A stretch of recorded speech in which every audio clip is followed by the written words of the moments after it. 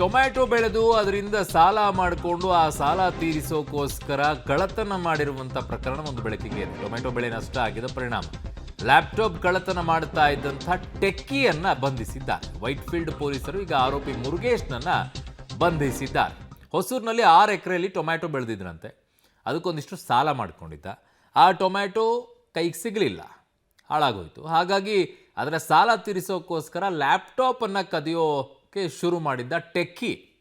Just imagine, ಹೊಸೂರಿನಲ್ಲಿ 6 ಎಕರೆಯಲ್ಲಿ tomato ಬೆಳೆದಂತಹ ಜಾಗನೇ ಅಲ್ಲಿಗೆ ಹೋಗ್ಬಿಡುತ್ತೆ ಸಾಲ ಏನು ತೀರಿಸ್ಕೊಳ್ಳೋದು. ಟೊಮ್ಯಾಟೊ ಬೆಳೆ ಕೈಗೆ ಬರಲಿಲ್ಲ ಅಂತ ಹೇಳ್ಬಿಟ್ಟು ಸಾಲ ಮಾಡಿಕೊಂಡು ಒದ್ದಾಡಿಕೊಂಡು ಅದನ್ನು ತೀರ್ಸೋಕ್ಕೋಸ್ಕರ ಕಳ್ಳತನ ದಂಧೆಗೆ ಮುಂದಾದಂಥ ಈ ಮುರುಗೇಶ್ನನ್ನು ಈಗ ಪೊಲೀಸರು ಬಂಧಿಸಿದ್ದಾರೆ. 22 ಲಕ್ಷ ಮೌಲ್ಯದ 50 ಲ್ಯಾಪ್ಟಾಪನ್ನು ಸೀಸ್ ಮಾಡಿದ್ದಾರೆ.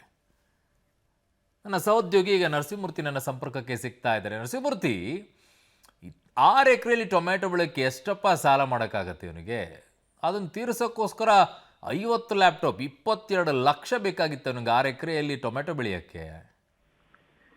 ಅರುಣ್, ಈತ ಒಂದ್ 6 ಎಕರೆಯಲ್ಲಿ ಟೊಮೊಟೊವನ್ನ ಬೆಳೆದಿದ್ದಾನೆ, ಮುರುಗೇಶ್ ಅಂತೇಳಿ ಹೊಸೂರಿನಲ್ಲಿ. ಈತ ಅದಕ್ಕೂ ಮೊದಲು ಯಾವ್ದೋ ಒಂದು ಕಂಪನಿಯಲ್ಲಿ ಸಿಸ್ಟಮ್ ಅಡ್ಮಿನ್ ಆಗಿ ಕೆಲಸವನ್ನ ಕೂಡ ಮಾಡ್ಕೊಂಡಿದ್ದ. ಯಾವಾಗ ಸಾಲ ಸೋಲವನ್ನ ಮಾಡಿ ಟೊಮೊಟೊ ಬೆಳೆಯನ್ನ ಬೆಳೆದ್ನು, ಅದು ಲಾಸ್ ಆಗಿದೆ.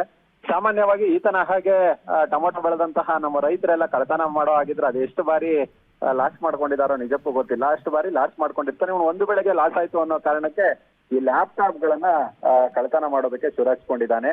ಈತ ಈ ಲ್ಯಾಪ್ಟಾಪ್ ಸರ್ವಿಸು ರಿಪೇರಿ ಮಾಡೋ ನೆಪದಲ್ಲಿ ಸಾಕಷ್ಟು ಕಂಪನಿಗಳಲ್ಲಿ ಕಳ್ಳತನವನ್ನ ಮಾಡಿದ್ದಾನೆ. ಈಗ ಆತನನ್ನ ಬಂಧನ ಮಾಡಿದಂತಹ ಸಂದರ್ಭದಲ್ಲಿ ಸುಮಾರು 22 ಲಕ್ಷ ಮೌಲ್ಯದ 50 ಲ್ಯಾಪ್ಟಾಪ್ಗಳು ಸಿಕ್ಕಿದಾವೆ.